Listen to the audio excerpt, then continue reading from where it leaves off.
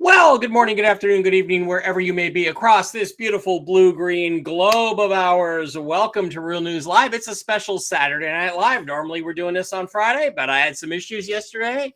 Had to go pick somebody up from the airport at the same time as the show, so I was not able to do the show last night.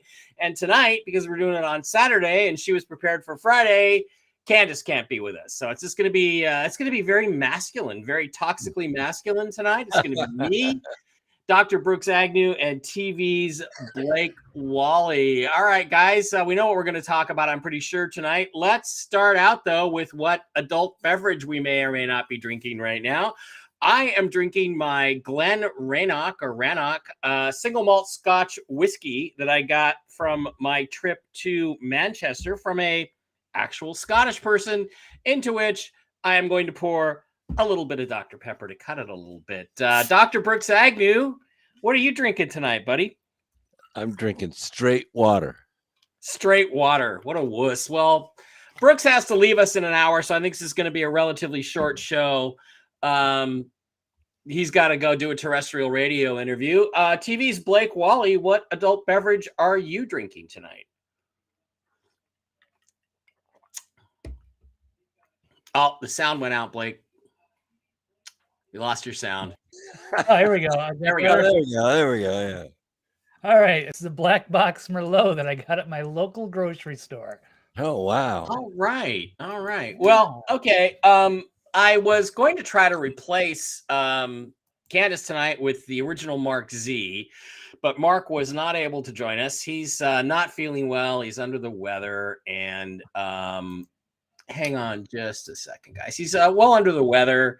And he's been coughing up a storm, so we weren't able to get Mark, but it would have been pretty interesting to bring him on. Obviously, we're going to be talking about some very important subjects tonight, which require, a certain type of audience that's really tuned in and knows what they want to talk about and knows what they're saying, and aren't douchebags. So we're gonna do a few douchebag removals here pretty soon and take care of that first.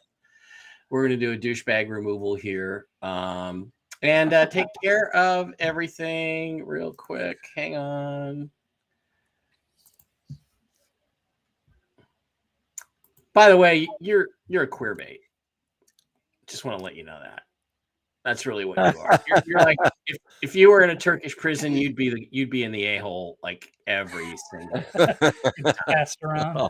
You'd get passed around, and we all know that. So let's just do that. I don't know why you guys let it upset you. I don't ever see it. I don't actually see it on the restream stream. I never see the guy, so it doesn't really bother me at all. But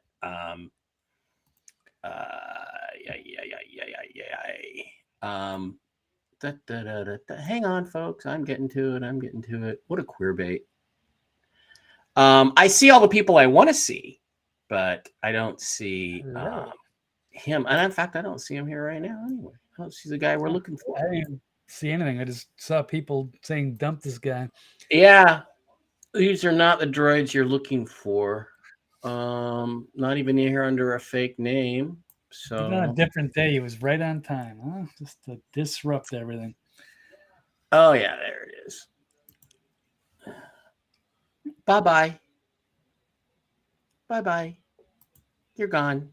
We'll never see you again. We'll never see you again. Notice how his messages never appear in the stream. So, all right, guys, let's move on to the show. We got a lot to talk about. I do have some breaking intel news that I am going to share with you later. Obviously, oh, that's such good whiskey. Obviously, the the big news of the week is the stolen election fraud that's going on. We had a situation where there were all kinds of races stolen all over the country in the typical way. They're doing different types of cheating. Phil came on and did a live stream where he said he was privy to a call, NSA or Space Force or something, where they were monitoring the stream in real time, and they were tracking like vote ratios, which were coming in, which were exactly like there were 4 or 5 different dumps in certain races. Let's say the Frankenstein, Fetterman, the Orc versus Dr. Oz race in Pennsylvania, where there were 4 different drops that all had exactly the same ratio of votes, Frankenman to Oz, which is obviously a computer algorithm operating. And they nailed that. And he said Florida was the only state not monitored because Florida has free, fair, and honest elections. So let's just go through this a little bit. I think, again, there was a couple of congressional seats in Virginia that were stolen at the last minute by the Democrats. A bunch of fake votes came in at the last minute. I think it was Virginia 2, where there was some Democrat superstar bitch they were going to run, who was in the military, and she's one of their leading candidates for the future, and she was getting creamed, and then they stole that one with fraud after fraud after fraud. There's obviously Fetterman stole Pennsylvania. The governorship, Shapiro stole the governorship of Pennsylvania, massive voter fraud. Again, they were tracking this in real time. There's photographs of Michigan where Gretchen Whitmer stole the governorship again, even after murdering tens of thousands of old people. You had my own state, Washington, where Patty Murray, I live in Washington. I haven't seen a single Patty Murray sign. I've seen nothing but Tiffany Smiley everywhere, all over not just locally where I live, but all over the city. She supposedly lost. And then, of course, they're now attempting to steal. There was Herschel Walker in Georgia, where last minute, again, dumps of Democrat votes, 99% for Warnock came in to force a runoff. And that was obvious fraud, even though Brian Kemp is dirty as fuck. Brian Kemp, the governor of Georgia, is dirty. He's just a little bit less dirty than Stacey Abrams, but he's owned by the deep state. He refused to investigate the 2020 fraud, even though it was obvious. So he was allowed to beat Stacey Abrams in Georgia. But they're trying to convince you that Kemp, who won by 8 or 9 points over Stacey Abrams, that those same people that voted for Kemp didn't then vote for Herschel Walker over Warnock. And then, of course, you had the situation in Nevada and Arizona, where the Senate seat and the governorship are being stolen. Now, everybody's focused on Kari Lake because they've supposedly called this race for, Candace is not on the show, so I can just say what I want to say, for that fucking creep Mark Kelly, who is a fucking creep, who dressed like Hitler in college, and is a liar and a piece of shit, and stole his Senate seat in 2020, and they stole Kirsten Sinema's Senate seat. So they're saying he won, even though the votes appear that clearly that there's still a chance for Blake Masters to win if they're counted accurately. Let's go back a couple to Washington State. Yeah, this is supposedly how Patty Murray won the state of Washington. Yeah. Give me a break. I live in King County, the most populous county. There were no Patty Murray signs. There was no support for her. It was, she didn't even campaign that I know of. She's a white-haired, yellow-toothed old hag, and nobody wanted to to vote Democrat. For her. She's a DC Democrat. Nobody did. And then in Arizona, they're sending out the Penske Renna trucks. The GOP wins midterm elections in a massive blowout, but loses every single toss-up seat except one, because they're trucking in mail-in fraud ballots. I actually went to Penske truck, went to the Maricopa County Election Center, and went to this place called Runbeck, where they actually, guess what? They have printers there. They're printing fake votes. They're printing them out and then trucking them over to the election headquarters. So, they're trying to convince us that they're not able to count the votes. It's really absolutely, utterly ludicrous. Did you see the picture of Katie Hobbs walking around the voting center where they're actually tabulating the votes? Well, it may be Katie Hobbs. There are some people who say it's actually It's actually a worker there who may or may not be Katie Hobbs. It looks a lot She's like got Katie a twin Hobbs. sister. She has a twin sister, I believe, too. Oh, she has a twin sister. Wow. Yeah. I think she was approached by Project Veritas or something. It wasn't too damning, but she does have a sister. So we have this massive I mean, if Carrie wins, people are going to go to jail. She's going to dig into all that. Well, which is why they can't let her win. But here's the thing. They're trying to get you focused on, the contested races. 34 out of 34, the Democrats supposedly won. Gee, isn't that amazing?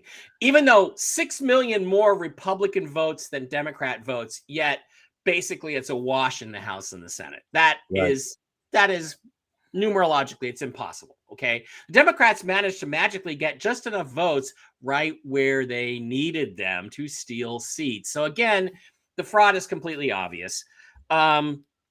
But the thing is, Kari Lake should not be the focus. Kari Lake is important, but what's more important is Blake Masters. Trust me, everybody who voted for Kari Lake also voted for Blake Masters. Sure, absolutely. The Senate seat is critical. Votes.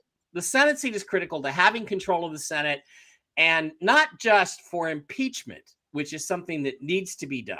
People like Mayorkas and Merrick Garland, Merrick Garland, and Biden and Harris and Pelosi. But it's also critical for this reason, because if the Republicans have 51 seats in the Senate, then guess who becomes the president pro tempore? Charles Grassley, who has been identified as the future interim president of the United States. Now, against this backdrop, people were saying, well, watch 11/11. Watch 11/11. So why watch 11/11? Because it's an important date for a whole bunch of reasons. And let's go take a look. Oh, wait a minute. Decision Desk HQ, which is always picking for the Democrats, now says the Democrat has stolen the Nevada Senate seat. They've now stolen the Nevada Senate. Now, they're full of shit. The Decision Desk HQ is not reliable, but I watch them because I want to see what the Democrat plants are talking about. But they're saying that they've now successfully stolen that seat. So it's really interesting, because as we were watching all this other stuff, on 11/11, there were a bunch of buses pulled up to the White House when Joe Biden was supposedly in Egypt. So what were all these buses doing there? Well, people have tried to identify the buses, and Nancy Drew, says, what's her name? Nancy Drew says, oh, well, they're National Guard buses. I'm going to take issue with that, because I've looked at these buses, and if you look at the picture of it, it's got a bunch of windows. It's got 14 windows. I counted them. Guess what else has 14 windows? A police bus, which, by the way, in this weather, from this distance on the webcam, you would not see the grating over those windows. This is a bus that is used to take prisoners to jail. And there were 2 of them at the White House the other day. 2 of them. This bus is, yes, in fact, folks, this bus. So we have that in the background. And then we have other weird stuff, guys, that's going on. Like, for instance, yesterday, Charlie Ward, the head man of the quantum financial system, the guy who was invited to Mar-a-Lago for dinner on the same night that President Trump was going through his wedding rehearsal dinner and stuff with for his daughter Tiffany, who got married, I think today. I think she got married today. So this is Friday night. And Charlie got pictures of himself in front of portraits of Trump and in front of Mar-a-Lago. He's dressed in his very nice tuxedo there. And according to him, he sat down, at dinner, was told you cannot approach the president, but if he approaches you, it's okay to talk to him. All he got was Trump looking over from his table to Charlie's table, smiling at him and waving at him. Now, why is this important? Because Charlie Ward is a truther. Charlie Ward is what the left would call a conspiracy theorist who believes in all this election fraud stuff. Yep. And guess what else? Charlie Ward is a guy who is absolutely telling you that there is going to be a global currency reset, a financial revaluation, and a movement to a gold standard worldwide.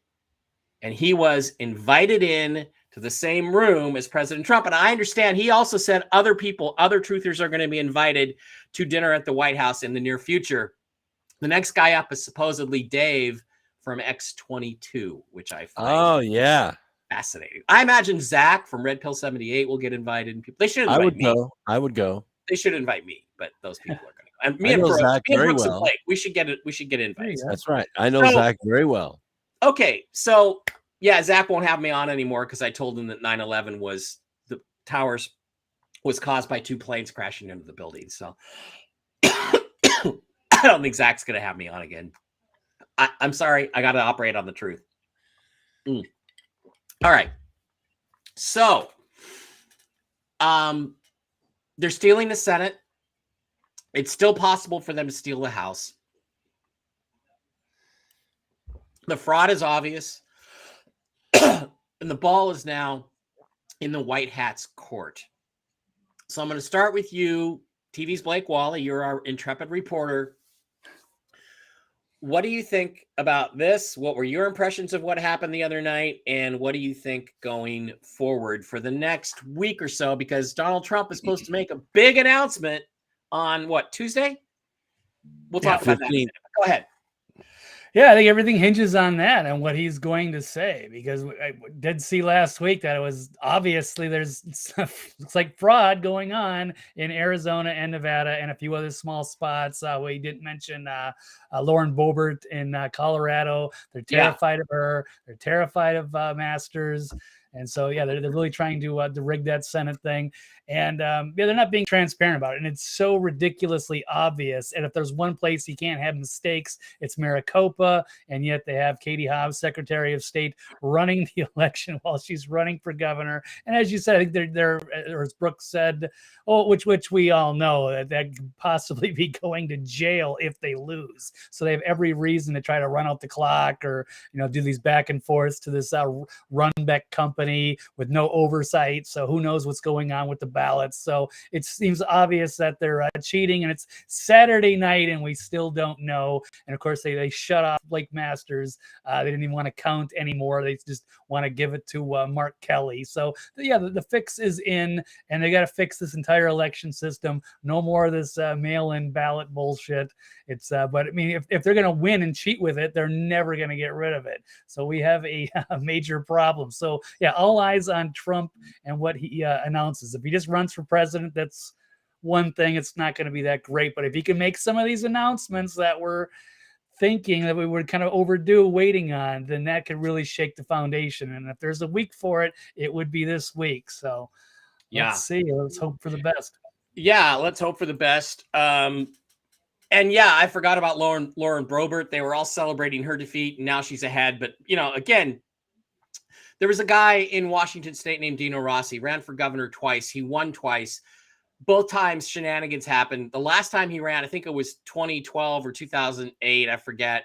They claimed that they literally found 25,000 boxes of 25,000 ballots under the stairs in an abandoned building at the last minute when he was ahead. And they brought those in and counted them. And guess what? They were 24,900 roughly for the Democrat, and she was declared the winner of the election. That's the same shit they're going to pull here. It's the same shit they are pulling here.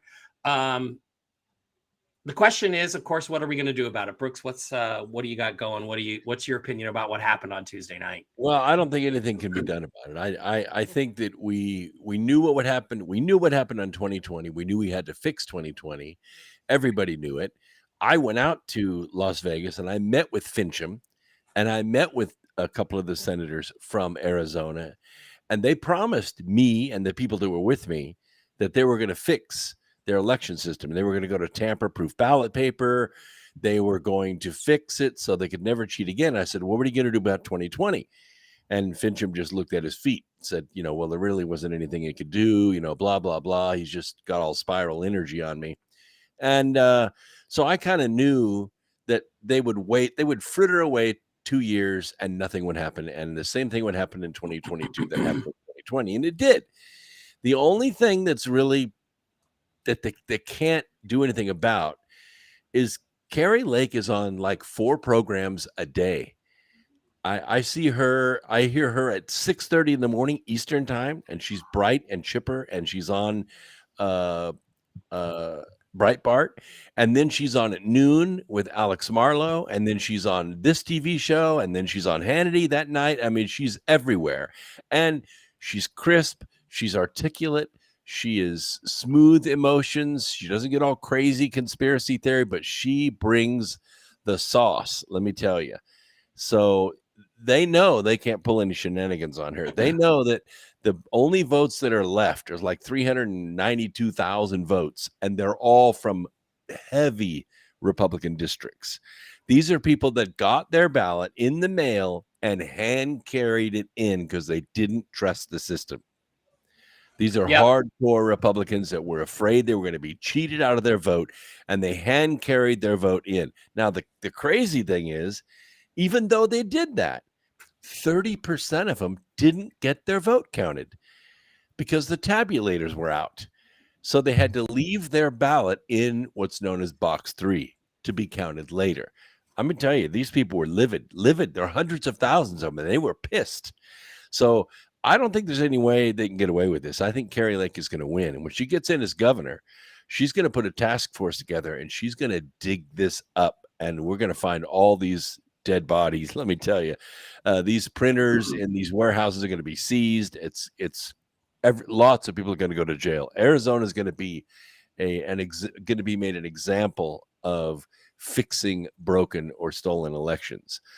But let me talk a little bit about this Trump announcement and what has been going on this week. This little, what I've been hearing the press do is manufacture a schism between DeSantis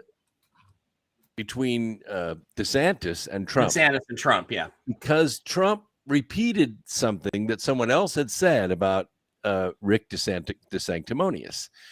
And somebody said, oh, no. You've got to give DeSantis his chances, his turn to run. Trump is too divisive, blah, blah, blah. And I was hearing this everywhere. And I said, listen, you guys need to understand something very clear. I did all this on my social media. I did it on Wednesday night, and I'm going to do it tomorrow night. It's very important that people understand this. DeSantis barely won his election against a crackhead that was found naked on the floor in a hotel playing hide the sausage. Yeah, there's pictures of it. Yeah. Okay. I got the pictures if you want to see them. He barely won his election against that guy. Now, he has done well since governor because he's done well to get Florida back up on its feet after a hurricane and some stuff like that.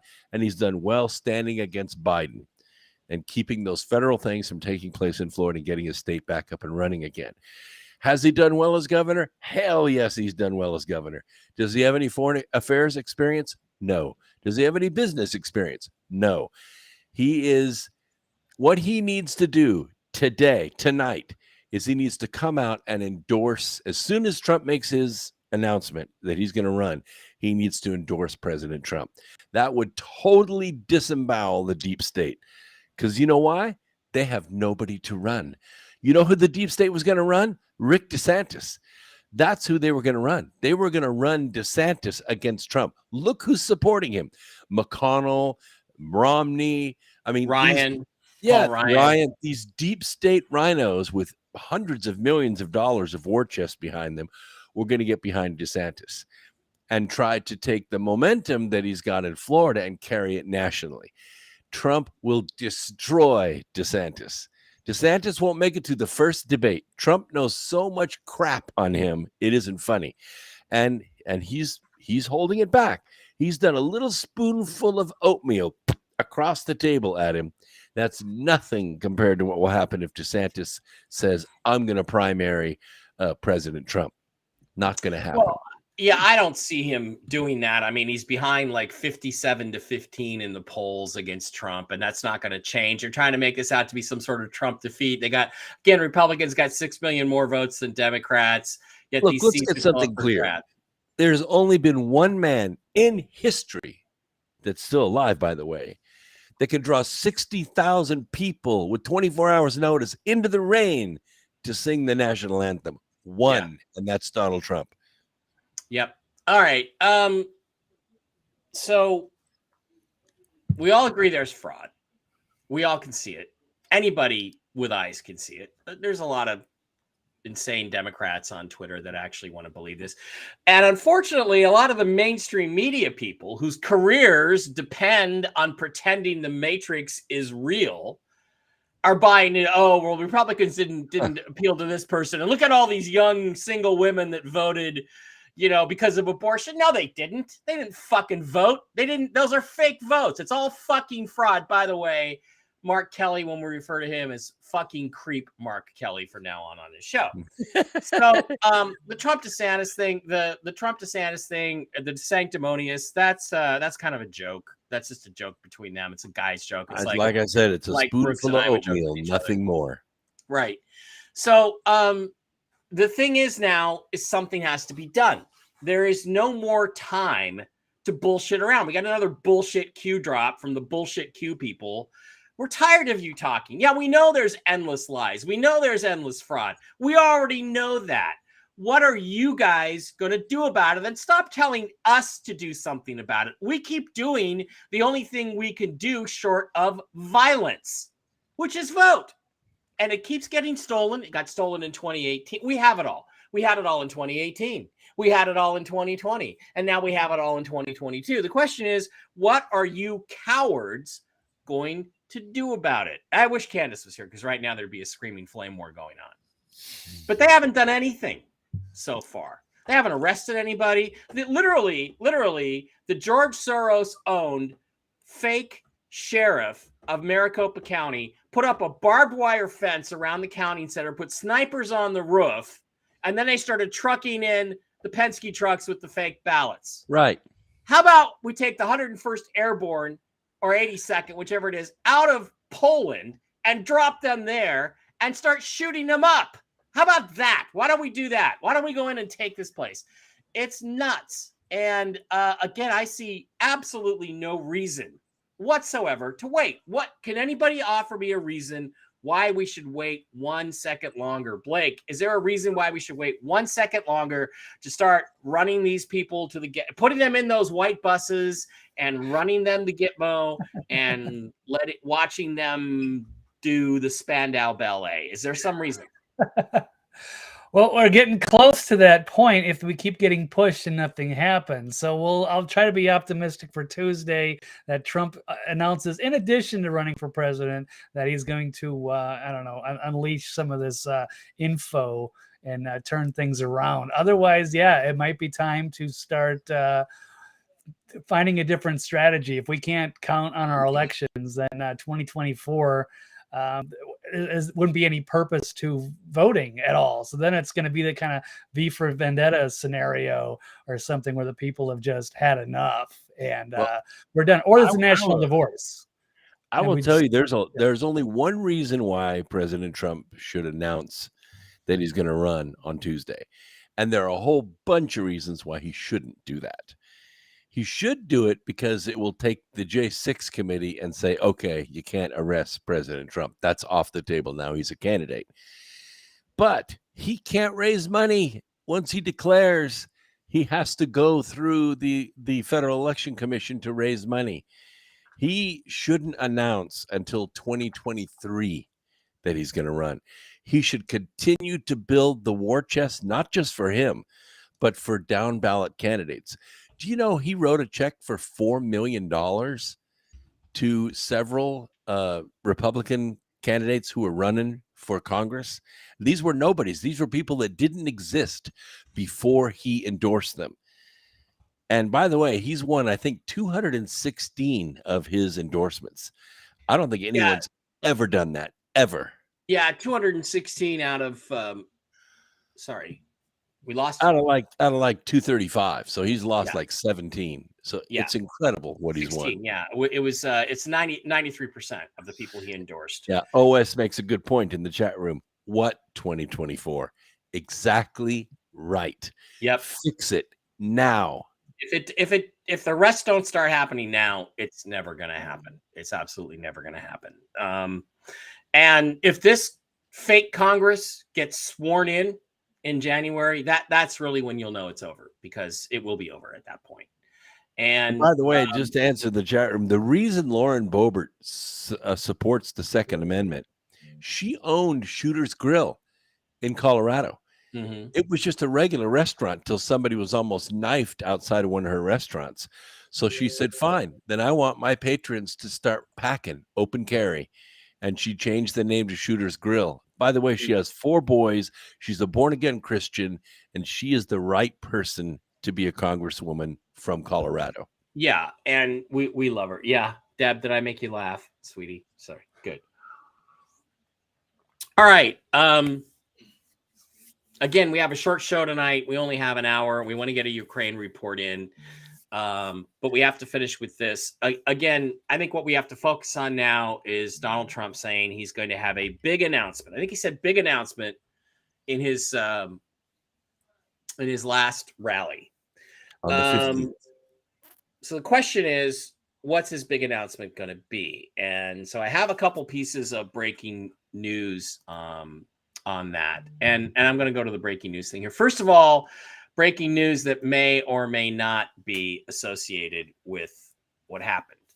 I have a source named The Mechanic. The Mechanic used to be Secret Service. He used to be Clowns in America. He knows a lot of people, and he's worked. He used to have 2 presidents on personal speed dial on his cell phone, 2 living presidents. Neither one of them is living any longer. He is not small potatoes. As you recall, he was detained about 6 weeks ago at a military base in the Southwest USA by a very specific commander who I can name, and at this very specific base I can name, and basically browbeat for 5 days as to why he didn't think that Joe Biden was the commander-in-chief and why he thought Donald Trump was commander-in-chief. And they tried to break him and see if they could get him to support their coup. This is the dirty deep state military. He's a credible guy. I'm going to give you 2 things that he's told me that are pretty incredible. I called him up and I said, well, what can you tell me about the election fraud in Arizona? And he said, oh, I thought you were going to ask me about the other thing. And I reported this the other day. The other thing is that on Wednesday night, there was an assassination attempt on House Minority Leader Mitch McConnell. It was a drive-by shooting. And apparently the police were actually prepared for it because they rammed their vehicle into the shooter's vehicle and captured 2 of them. And those 2 people are now in custody. Wow. So why Mitch McConnell? Well, first of all, they would like to blame this on MAGA. Oh, MAGA patriots that were really angry about Trump Trump failing on Tuesday night tried to take out Mitch McConnell because they blamed him for pulling funding from candidates. It didn't matter if he pulled funding. The Republican red wave was so huge that Masters and Oz and all these people, they won. So just forget about that. The other reason is a friend of mine, Chris Iverson, came up with this theory, which is that, hey, guess what? McConnell's from Kentucky. Kentucky has, I don't know why or how, a Democrat governor. Probably cheated there, too. Guess what the Democrat governor could then do? He could then appoint a Democrat to Mitch McConnell's seat, which would give them the 51-49 majority they need, or the 50-50 tie that they need, assuming they don't get away with stealing these other 2 seats. Wow. So that's a great theory. I think it makes a lot of sense. Here's the other piece of breaking news that I got from him. I said, can you ask around about what Trump's big announcement is? Lots of theories out there. One theory is, hey, he's going to be running in 2024. Another theory from my other contact, the broker, is he's being told through his people, and he's got some people that are pretty closely connected to Donald Trump, that Trump is going to announce Michael Flynn as his vice president for 2024 on the 11th. Okay? This is not the mechanic's theory. This is what he asked. He went to a society of White House veterans in Washington, D.C. It's a bunch of people that used to work in the White House in a certain specific capacity. I can't tell you who it was or the name of the society, but you can find it on Wikipedia. It does exist. And because he couldn't get anybody to answer him back. Anybody who knew what Trump is planning, which Most people don't. Charlie Ward said Donald Trump is holding it extremely close to the vest, what he's going to announce on Tuesday. He said that what they told him, they're thinking within this society that, you know, they sit around, they drink scotch, they smoke cigars like men in leather chairs, and they theorize about stuff. Okay, what he told me was this, and this is breaking news. What he told me is that Trump is going to announce on Tuesday that he is not running for president, that Don Jr. is going to run for president. Now, that's not the mechanic's theory. That's simply what he heard, which he passed on to me. So I guess I would like to get, before we get done with this rather short show, I'd like to get you guys' thoughts and feedback on those two rumors, and then we'll get on with what you think is going to happen on Tuesday. Let's start with you, Dr. Brooks Agnew. What do you think? I think it's a good theory. I think Don Jr. has everything on the ball. Maybe he doesn't have the voice to be the speaker, but he's got the writers, and he has the business experience. He has the youth. He has everything going for him, and I think it would be a good move for President Trump to do that. I would have loved to have seen him serve 2 terms, and a lot of prognosticators and prophets have said he's going to run 2 terms, not the least of which is Tim Clement. But that would be a good choice. I think it would be a good choice. I don't think Mike Flynn would make a very good vice presidential candidate. I've met him. I've shaken hands with him. I've stood next to him. He doesn't have what it takes. I'm just telling you, not the right candidate for vice president. It's not the right name. He doesn't have the right reputation, and he does not think very quickly on his feet. Trust me, I've been with the guy. I like him. I think he was very good, I think, as national security advisor, but he's not vice presidential material. There's a better choice out there, much better choice out there. Okay, so what is your theory, Brooks, as to what he is going to announce on Tuesday? Well, like I said, I don't think that it would be smart for him to announce this early. I don't think he should announce till 2023 because it limits what he can do. It limits the amount of money he can raise. It limits where he can, what money he can use for rallies and this kind of things. It's just, he should take his chances with the J6 committee and being arrested and all that stuff. He should just take his chances and go with it. He's got the American people behind him. And I don't think that they're going to let him down. I don't think he should announce. I think there'll be another big announcement on Tuesday. That's just my guess. And by the way, to give Candace due credit, who's out on a date tonight. Candace is out on a date. We're joking. I don't know. Maybe horsing around. Yeah, horsing around. She said Don Jr. is the real money behind the Twitter purchase by Elon Musk. That the Trumps have a lot more money than anybody knows of, and I know that Donald Trump personally invested $15 million of his money in Iraqi dinar. So I know that for a fact. And he's talked about it. That would mean if it were to revalue at $3 and Trump has that's $1,000 per million. So he would have trillions of dollars, Trump would, at his disposal, at least multiple billions, multiple billions. That's pretty interesting. Yeah. All right. TV's Blake Wally. I would like to get your impressions of, the information I just threw out at you, the rumors, and then what you think is going to happen on Tuesday. Well, I agree with Dr. Brooks that Michael Flynn would not be a good choice. Maybe for a smaller position for VP, that would be a weird for him to make an announcement like that. I don't think anybody would care. And Flynn's a good man, but I think he's too toxic to be promoted nationally. It'll be liberal media would have a field day with that one. He could. That's an interesting theory with Don Jr. It certainly is plausible. So that could be. And then, Donald would just take kind of a back seat and kind of an advisor role while he got to just kind of be low key and just go golf and kind of enjoy his time. I would like to see him be able to finish out some kind of a term if they can vitiate this thing, but I'm losing my hope by the day. But if I'm going to predict what he's going to do Tuesday, it seems obvious that he would just announce his presidency. I think everybody kind of expected it, but then he pulled back and said he didn't want to distract from the election. But I'm really hoping that this is his time. And we'll know in a couple of days here of when he can announce that there's some, serious things going down, or that he is taking control, and that the deep state was caught red-handed cheating. We all know it. Everything comes unraveling. I'm not sure exactly. I just want to see that great Hollywood ending that we need to see here. My advice though is that he stops talking about stolen elections, rigged elections, and even dishonest press.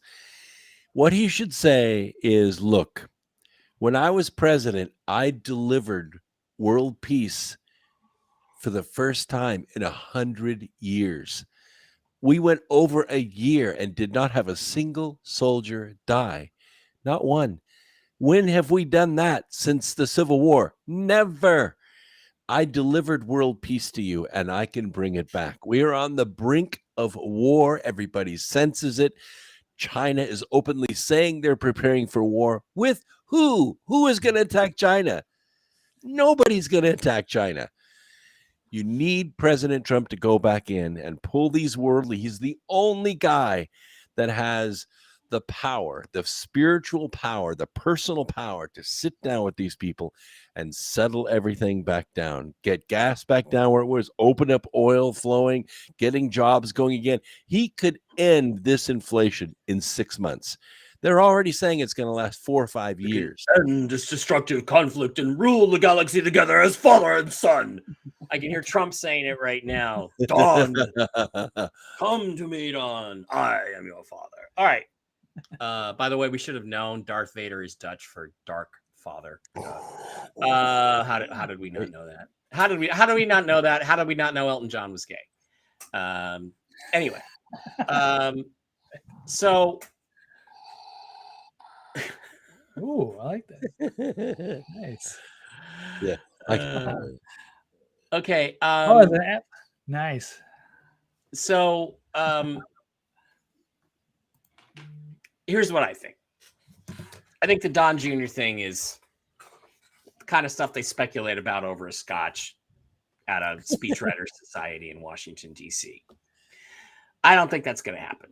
I don't think Don's ready. I don't think he's established himself as a viable candidate. Jared Kushner has more credibility as a candidate than Don Jr. does. The other thing is it has to be Trump, because Trump is the one who had everything stolen from him. I think Nunez would make a better VP. Well, I don't know who's going to be the VP, but it has to be Trump. Trump has to be restored to power. Yes. Because it was from him, who was our champion, from which it was all taken. So nothing less than Donald Trump, the return of the king, is acceptable. The other thing I'm going to tell you is, Brooks, you're absolutely right. It doesn't make any sense for him to announce a 2024 run on Tuesday because of a number of reasons. I had a long conversation with Vincent Fusca. I have his phone number. We talk once in a while. I haven't talked to him in a while. But the last time we talked, he said Trump's not going to announce until 2023 because of what you just said, Brooks, the campaign financing stuff. That's right. He can finance things after 2023 and have fund PACs and all that stuff only if he announces in 2023. But it has to be before the 2-year period of Joe Biden. So, and we all know Biden has to be removed. The other thing is, Paul Martins, I was going to let you know, what we're talking about with the president pro tempore is we're not talking about him assuming the presidency until everyone in front of him is removed. Biden is removed for treason. Kamala Harris is removed because she's not eligible to be president.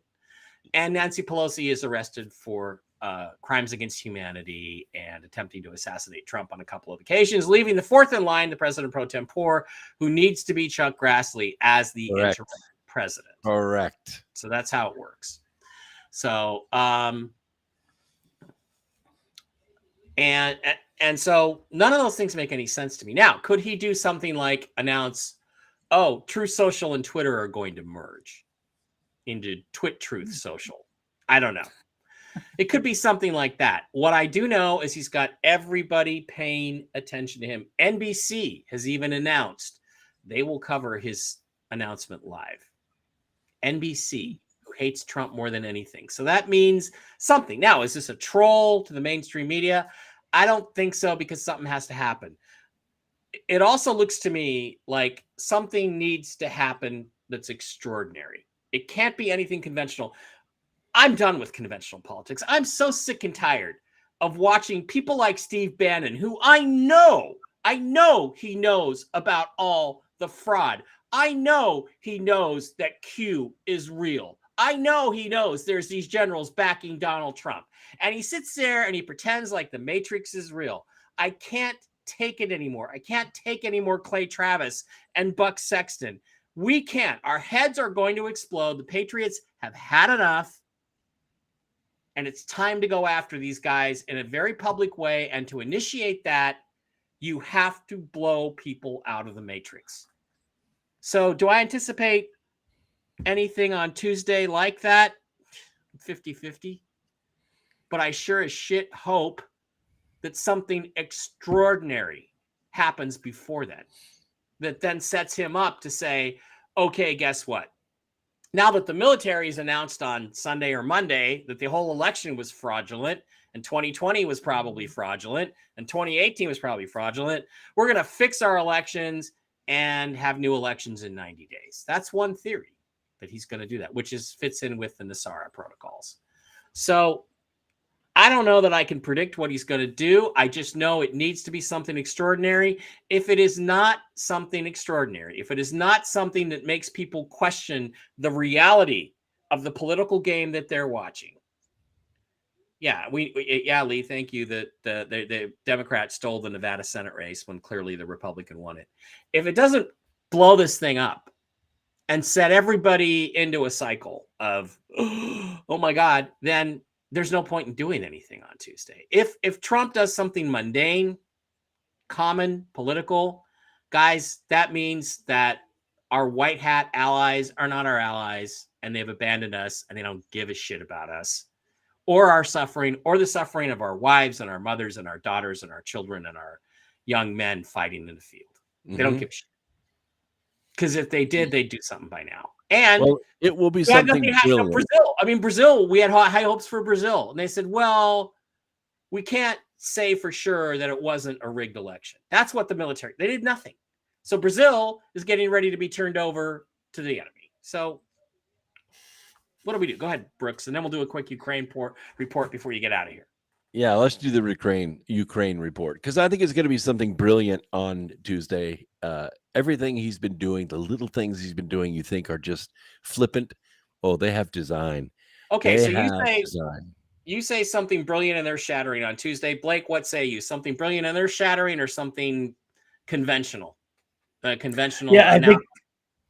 Yeah, I think he's just going to announce his presidency, and we're not going to care. But I will be very optimistic and hopeful. That's all I can do at this point, is that he's going to blow the lid off of something. Yeah. Because if he declares, all the guns go aiming at him. Until he declares, it's just a rumor, and they can just do their normal stuff. Once he declares, the 19-inch guns swing in his direction. He should wait till 2023, but it'll be something else. Like, I don't know, he's suing the J6 committee for $1 billion. I mean, it could be something like that. Yeah, it could be. If it's something like that, we're screwed. Okay, Okay, Brooks, what do you think? All right, the Ukraine plan is going exactly as designed. The Jake and Elwood cars were driving around last week saying in 2 languages, "Get out." And there's been a mass exodus out. The soldiers were the last out, by the way. The Russian soldiers were the last ones out of Kherson. And as they were retreating, As they were retreating, they shelled the crap out of the Ukrainians as they came in. They lost thousands of men. Yeah, didn't they walk right into a trap, right? They basically walked into a trap when they the thought trap Russia was. hasn't even I'm been reading this. sprung. Russia retreats, Putin's losing, and it's Yes. like they lost tens of The thousands of trap guys. hasn't even been sprung yet, because Yeah. what they've done now is they've crossed over the river. And once they crossed over the river, guess what happened? The bridge collapsed. Imagine that. The bridge collapsed. They're trapped.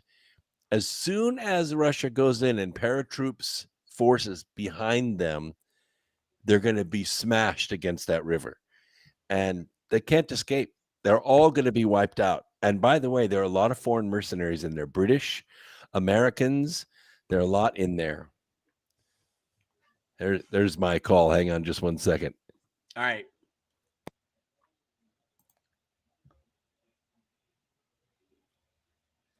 You gonna be okay? Oh, okay, I think he's just on mute now. That's a All right. So great update since we haven't had one yet. So that's a big. It's been quiet over there. Brooks, you got to go. He's taking his call. He's got a terrestrial radio show to do after that. Nice. After this, I thought it wasn't until after. Well, it's 3 minutes to 7. So. Yeah, I guess it might be at that point. Oh, well, we at least got to squeeze that update in there. Oh, here he comes, maybe. Okay, I'm back. All right, you got to go? You got to go, or you got a couple minutes? All right. You got to go, or no, I got 10 minutes. Terrestrial radio is different. They have long commercials at the beginning of the hour. Right, so they're trapped, and the Russians are going to hit them, and I really can't wait for there's been decisive defeats of them all along, of the Ukrainians all along, but it's been played in the media as if they're holding their own or winning the battle, which is, literally we're looking at pictures of tank turrets on the ground. Oh, here's a destroyed Russian tank. It's like, no, that's only a turret, which somebody removed from the tank, turned upside down, and dropped in the street and tried to pretend it was a whole tank. I'm like, really? Luckily, I know my tanks. So, all right. So, I guess before we let you go, because we got to let you go. What do you think the chances are that something extraordinary happens before the end of the year to turn this thing in our direction? Because right now they've stolen the House and they're sealing the House and the Senate yet again. Well, there are going to be extraordinary things. One of the things that we're looking for is mass arrests. And it's quite possible that the mass arrests have already started. You saw the white buses in front of the White House. The White House, yeah. Those arrests are taking place in other places as well. So by the time Congress reconvenes, which will be sometime after Thanksgiving or before Thanksgiving, we're gonna already hear some of the fallout. So I think some of the arrests have already taken place. They're going to continue for the rest of the year, and they're going to find themselves in deep trouble. And some of these are going to be government officials. Okay. Well, it's been years and years. Rick Norman, 2 years of this horseshit for nothing. How about 4 years since 2018? How about 6 years since Trump took office? And they've done nothing about these people. So I would love to have some faith that we're going to get something extraordinary. Maddie B is watching from Ethiopia. Welcome, Maddie B. That's freaking awesome. All right, Blake, what do you think? Again, something extraordinary or something not? Just take a 50-50 stab at this. I think that's where we're kind of left right now. Something extraordinary, and it's already happening. The biggest story that we haven't even mentioned tonight is this whole meltdown with FTX, Sam Bankman-Fried. Right. And all the people that are tied up into this, all the ways that this all connects. So it's like the second largest crypto exchange in the world. It's now gone bankrupt, and they actually hacked the funds out. It's an inside job. They stole the funds. Bankman's, they said it was on the run, maybe to Argentina, but he's still in the Bahamas, which is where I'm at today. Yeah, there you are, the Bahamas. Yeah, but all these people had all this money tied up into this. But yeah, I get the Democrat. He's the second largest donor to Democrats behind George Soros. He had all the money. His parents were both Stanford professors, and Alameda, the company that he ran with FTX. The lady that was running that was like his part-time girlfriend, but also her father worked at MIT and was like an economics guy that knew Gary Gensler of the SEC. So you've got, and the World Economic Forum is also tied into this. So there's so many things that are just melting down. I don't know if anybody expected that. So this whole thing could unravel very quickly. And Monday, with all the contagion, this could drag out for months, but a lot of bankruptcies, financial catastrophe on the highest level, worse than Madoff, Ponzi scheme. Yeah. You think the FTX collapse could start the market collapse? Sure. Okay. Yeah. Interesting. Now that's something to think about. Yeah, this could be a big. What's something to think? Yeah, if there was a trigger event for that, that would be it. Okay. We barely touched it, and it's going to come. You're going to see a lot more this week. All right, Dr. Brooks. Yeah. Dr. Brooks, anything more you want to say before you take off and go do your other show? Well, I just want people to don't worry about all the fake news that you're hearing. Don't worry about this schism that's being marketed. You see it. You're hearing it on Breitbart Radio. You're hearing it on just about every outlet, every newspaper outlet, that there's some schism between DeSantis and Trump. That doesn't exist. Okay. Yeah. DeSantis knows damn good and well that he would never be governor of Florida if it was not for Donald Trump. Right. And you know, the Republicans have a lot of talent in their fabric. We don't need to be ripping the fabric up and putting a tear in it. DeSantis is a great governor of Florida. That's where he needs to stay. Stay there, be successful, make your state successful. Donald Trump is the international wizard. He's the international wizard. And every leader in the world, from Poland to Saudi Arabia, knows it, and they can't wait for him to get back in the White House. Yep. Yeah, that's you know, pretty intriguing stuff. Stephen Leister agrees with you, Blake. He says tens of billions of US dollars were transferred to Ukraine, and then using the FTX cryptocurrency, the funds were laundered back to Democrats in the US. You know, I mean, maybe what will happen is 500 Democrats and Republicans will get arrested on Monday. I don't know. Because you remember what happened when Donald Trump swerved into Ukraine just by making a phone call to Zelensky, just an innocent phone call. Hey, congratulations. But it put Ukraine on the map. Boom, they impeached him. Why? Because he was getting too close. And it put Ukraine on the map and put it in people's minds and got this whole thing started. And now we have the fake war. The other thing is, I agree with you, Brooks, but I think the DeSantis thing, I think this is, again, a game. It's a sting operation, creating this fake rift between Trump and DeSantis to see how many people that they thought were friends jump from Trump to DeSantis, stab Trump in the back, just like he's, again, the historical comp for Trump is Caesar.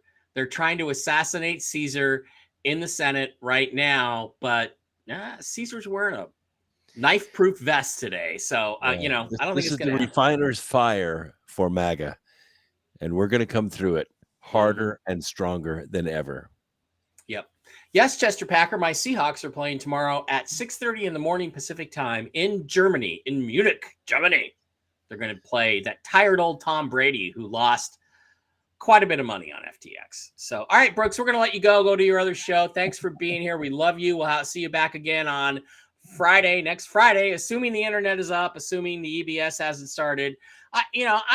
Sometimes when the EBS would come on, I used to get scared. Now I'm like, just, oh, please, EBS, please, EBS. You know, I want that panic feeling. All right, Brooks, thank you for being here. We love you.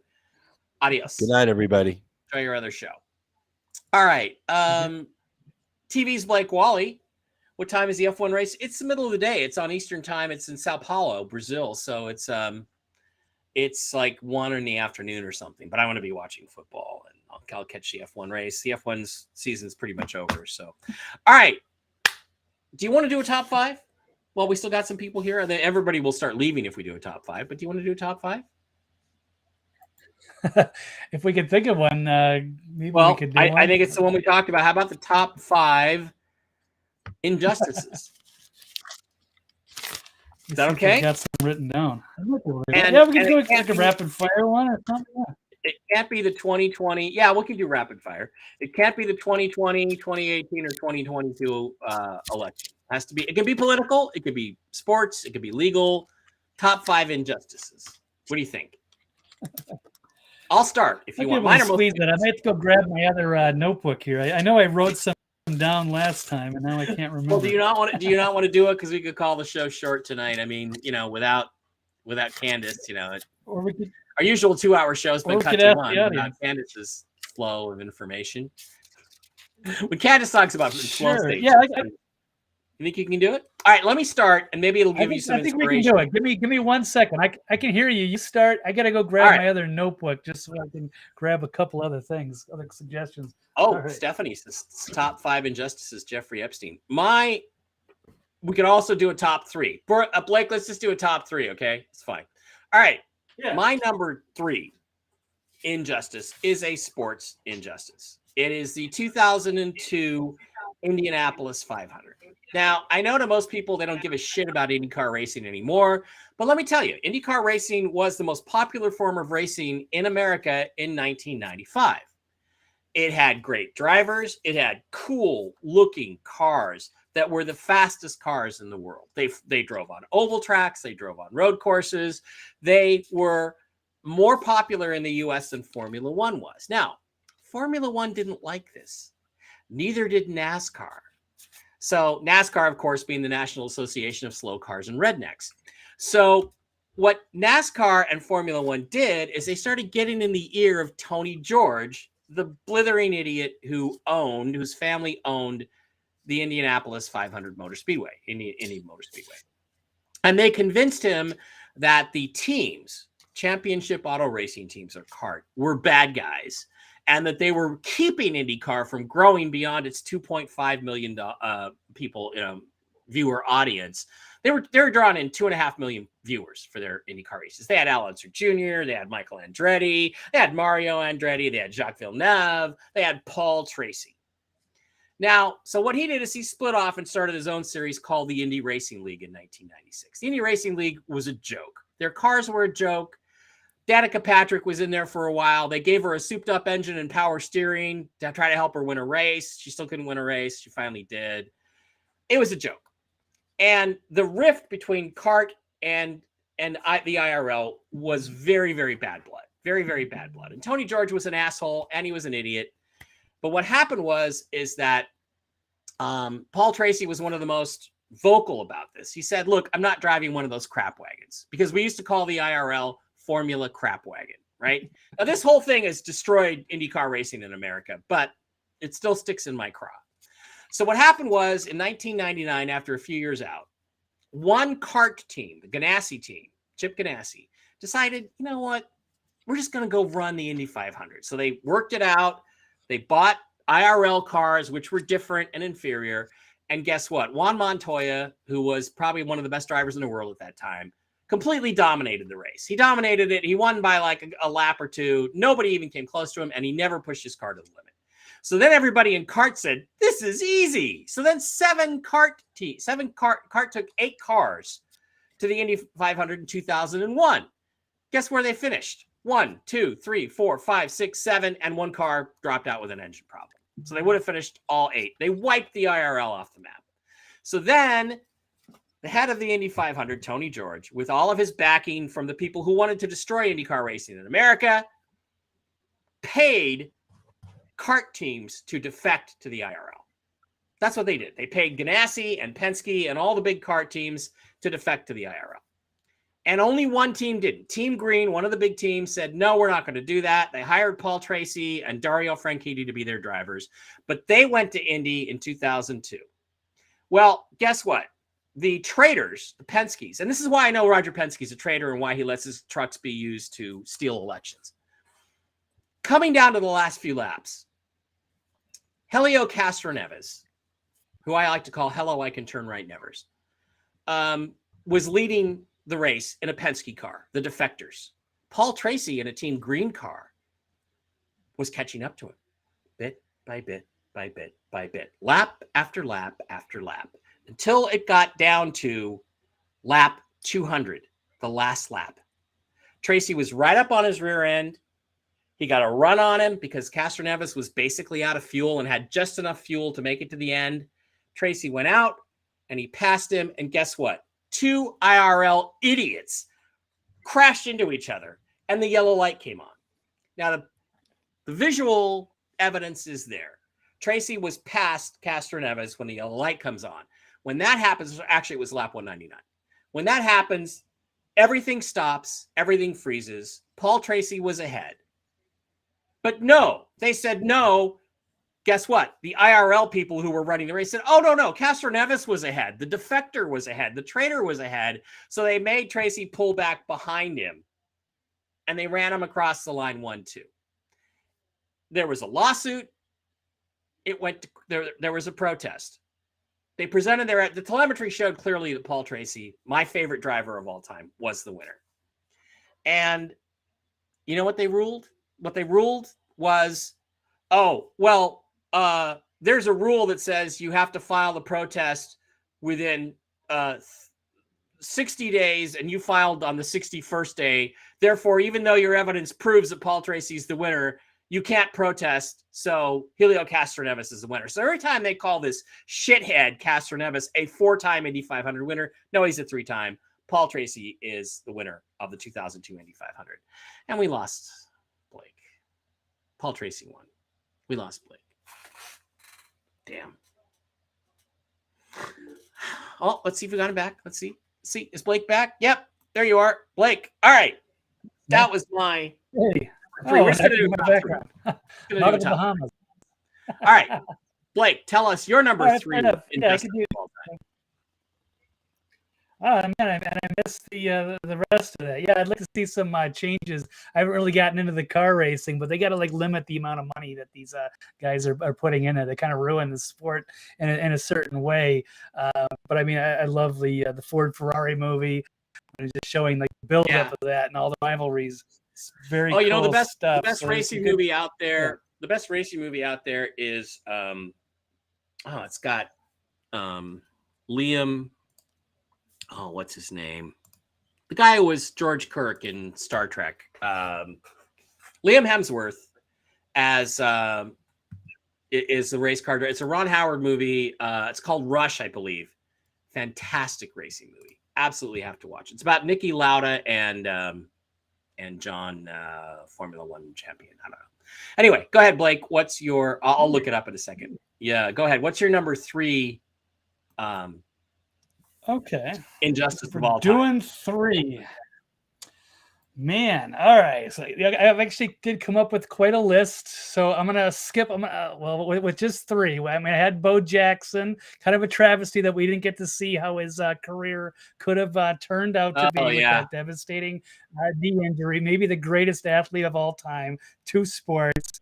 The 84 Cubs who kind of got gypped in the Game 5 series against the Padres because I guess Wrigley Field lights at the time when they couldn't play a night home game, I believe is the story, and they lost that. But I wasn't a Cub fan quite then. Let's go with Bud Grant as a Vikings fan. 4 Super Bowls and lost them all.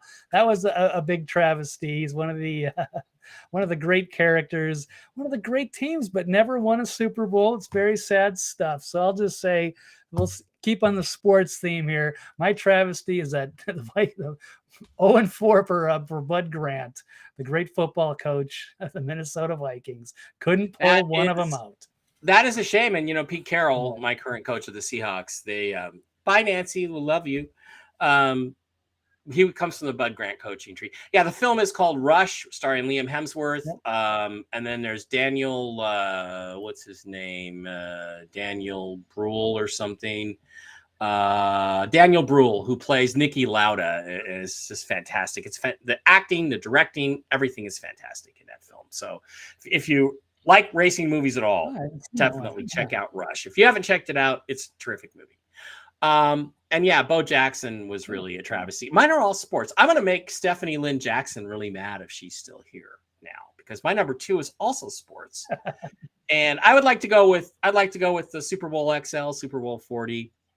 as an injustice, but I'm not going to. I'm going to go with the Seattle SuperSonics 1993 NBA Western Conference Finals against the Phoenix Suns. Now, in 1993, Michael Jordan was at the height of his career, and Charles Barkley had been traded to the Phoenix Suns, and NBC and the advertisers and the NBA really, really wanted Charles Barkley versus Michael Jordan. Now, the Supersonics had a better team than Phoenix. They played a series. It went back and forth. There were some injuries. But in Game 6 in Phoenix, or Game 5 in Phoenix, the only way the Suns survived that game is that Dan Marley, a white dude who could really shoot the three-pointer, shot a then NBA record 9 3-pointers, and they won by 1 point. Went back to Seattle for Game 6. The Sonics destroyed them. So they were headed to Phoenix for Game 7. And there was no way the Sonics were going to lose that. Even though it was on the road, it was obvious they were the stronger team. They had the momentum. So Game 7 comes around, and Phoenix wins by like 14 points. The question, the issue is how they won. In that game, and again, NBC and the NBA wanted Barkley versus Jordan. They did not want the Supersonics and Hersey Hawkins and all those great players and Sean Kemp and Gary Payton against Michael Jordan. So the Seattle Supersonics were called for there were 64 free throws shot by the Phoenix Suns that day. They won the game by 14, 15 points.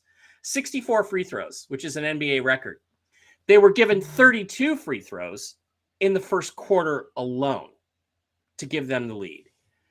The Suns were absolutely mauling and strangling the Supersonics players all over the court, and there were no fouls called. The Sonics would breathe on a guy, and there was a foul called. There was one play where there was a missed shot. Sean Kemp of the Sonics went up, got the rebound, came down, then went back up to dunk it. One Suns player grabbed this arm. The other Suns player grabbed that arm. The ball went flying out of his hands. There's a referee staring right at it, and he doesn't blow his whistle. Neither did the other two referees. The game is and was absolutely fixed. There has never been a game with such an incredible disparity in free throws shot than that game, and it decided the game because the NBA and NBC wanted Charles Barkley against Michael Jordan, which, by the way, was a flop. It was a ratings flop because the Suns won. I think the Bulls won like 4-2, and it wasn't even close. So, fuck you, NBA. Fuck you, NBC. That is the most.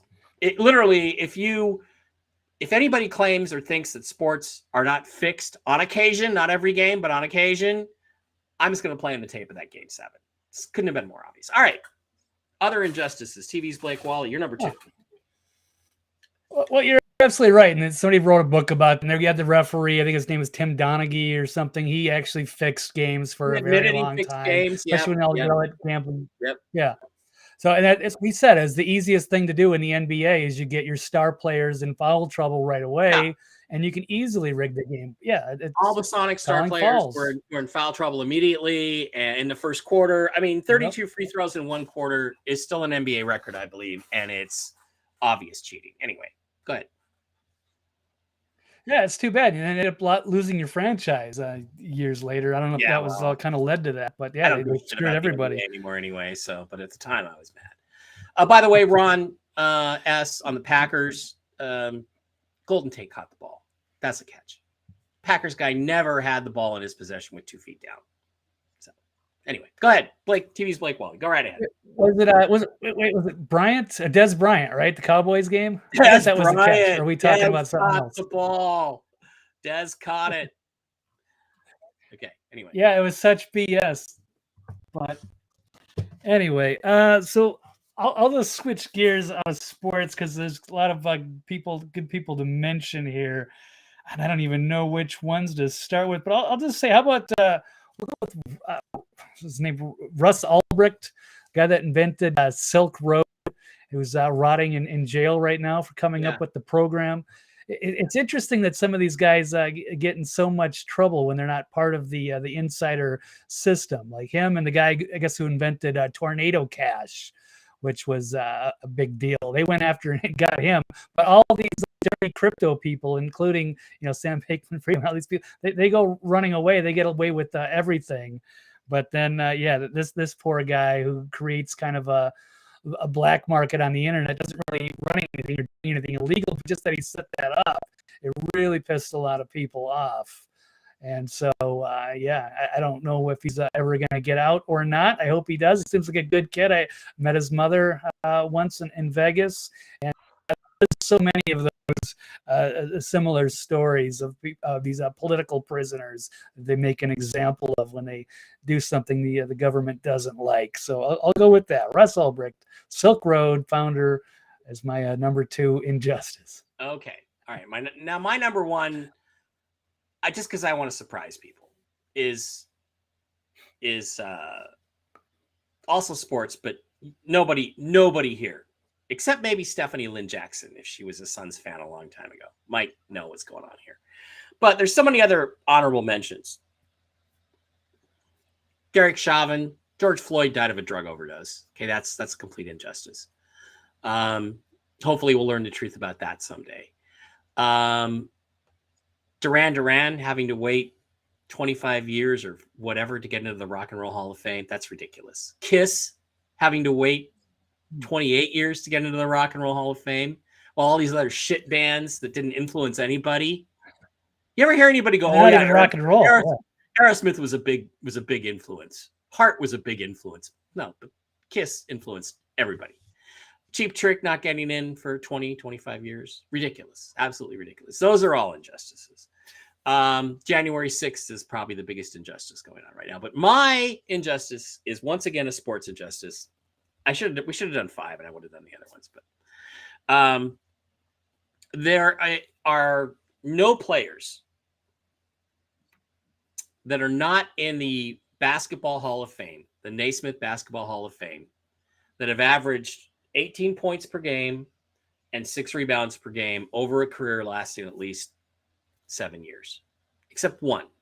There's one. There's a guy who was drafted by the Clippers, traded to the Supersonics, signed with the Phoenix Suns. His name is Tom Chambers, and he's a white guy. And I think it's pure racism that every black player who ever averaged 18 points and 6 rebounds a game, and 4 assists, by the way, is in the NBA or the Basketball Hall of Fame, but Tom Chambers is not. Now, if you don't know who the hell Tom Chambers is, I'm going to show you who he is, just real quick. According to the basketball critics and writers, this guy does not belong in the Hall of Fame. So, I mean, that was an awesome dunk.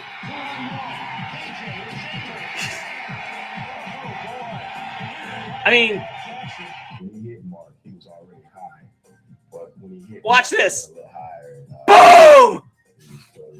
This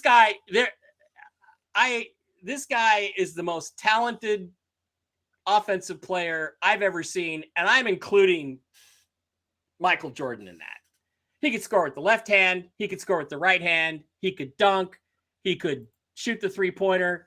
He was 6'10", and people didn't like him. Critics didn't like him because he wasn't a power forward. He's supposed to be a power forward. I mean, literally, there's a Tom Chambers highlight reel dunk mix. You should see this guy's dunks. I mean, it's like the guy, he was the best dunker I've ever seen. And there was one dunk he did when he was with the Sonics at Golden State where he slammed it so hard flying through the air. I mean, the guy's 6'10", and look at how he flew through the air. It hit the ground so hard, the court so hard, it bounced back beyond the midcourt line. So Tom Chambers not being in the Naismith Hall of Fame is tonight my number 1 pissed off injustice. Okay, Blake, stage is yours. Nobody cares about Tom Chambers. Wow.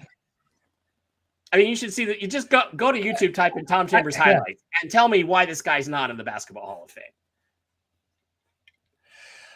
I'll have to check that out because I really didn't get into NBA at all until I'm a most fair weather fan there is because the Timberwolves have been lousy. I'm kind of jumping on the bandwagon now, or maybe with Garnett. And of course, I was really only familiar with Jordan or some of the bigger players of that era, and I did, and Barkley I liked, but I didn't get to really appreciate a lot of that basketball. I would have liked to have watched some of that that was earlier back in in the those times. NBA. I do know some of the players from video games.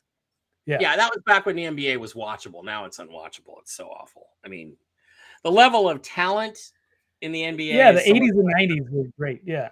Yeah, it was incredible. Okay. All right. Your number one injustice of all time. Well, let's do this again sometime with no sports. But go ahead. Sure. All right. Well, yeah, I'm gonna stick with the political stuff because there's a lot of those too. I'll have to just mention like the Michael Hastings getting killed suspiciously, Edward Snowden, Julian Assange, Seth Rich, obviously. But I'm gonna go with, since I'm wearing it, Ron Paul, who totally got screwed in fraud in Florida in 2012, and I was there in Nevada as a delegate. I caught the GOP in fraud with the Romney campaign trying to pass off fake ballots to get the wrong electors in there to go to Florida.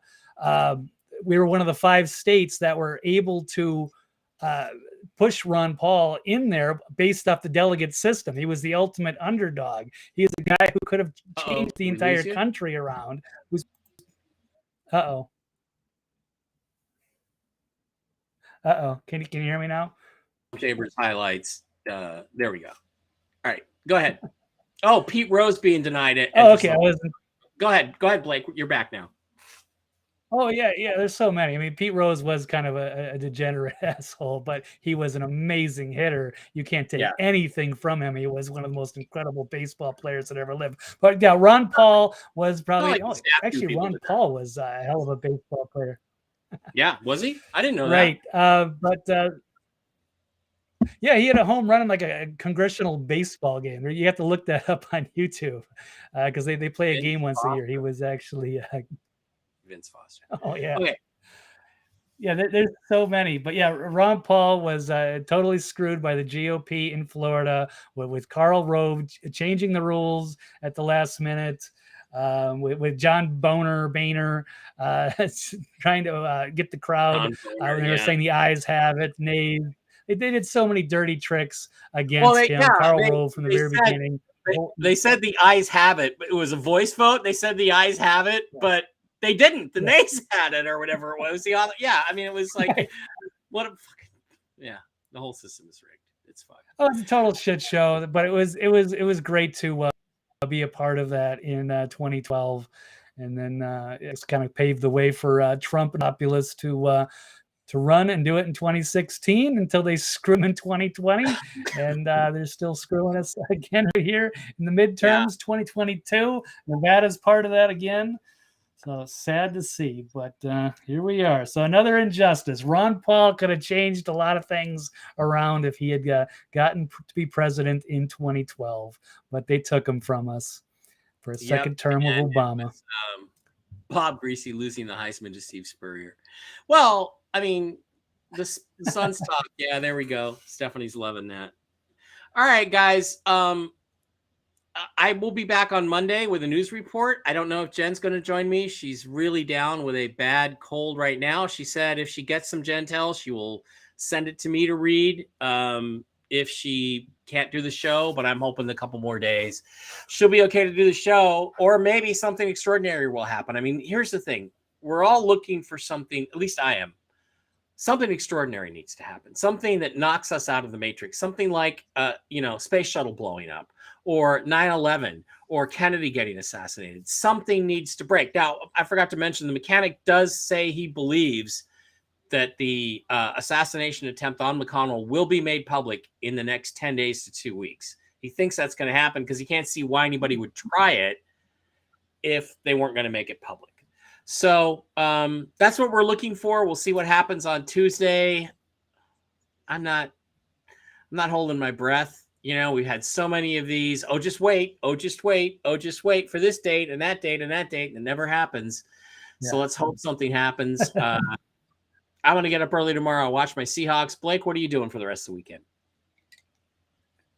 Well, I'm going to watch the Vikings play the Bills, and that's I'm glad that they're going to be on TV, which is nice.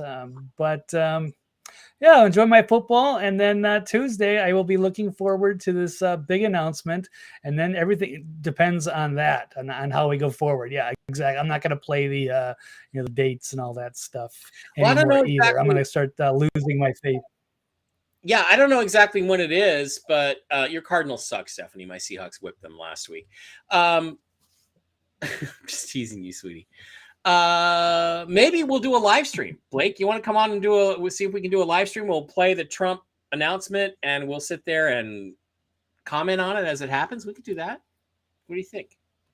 Yeah, I think I could do that depending on what time of the day it is, because I don't know what it is, and I might have to work that night. But okay, I think it's more. If we can try to work something in, depending, he might make the announcement early, so maybe we could get a quick one in the afternoon, depending on when he makes that announcement. That is a possibility. I would like to see that. Yeah. All right. Well, let's see if we can pull that one off, or maybe Candace will. Maybe the whole group pull that in. Yeah. We'll see what happens.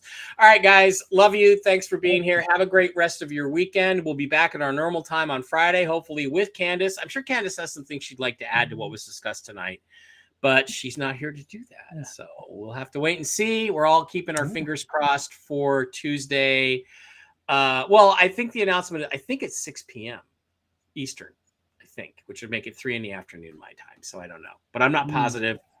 We'll know that more. Okay. We'll know more what that is as the day draws nearer. All right. Love you guys. Yeah, Seahawks played great, unbelievably. I can't believe they're playing that great. Love you guys. Thanks for being here. We'll see you next Friday, and I'll be back, I think, with Jen. If not Monday, then certainly Wednesday. Bye-bye. Have a great one, and we love you. Thanks, everybody.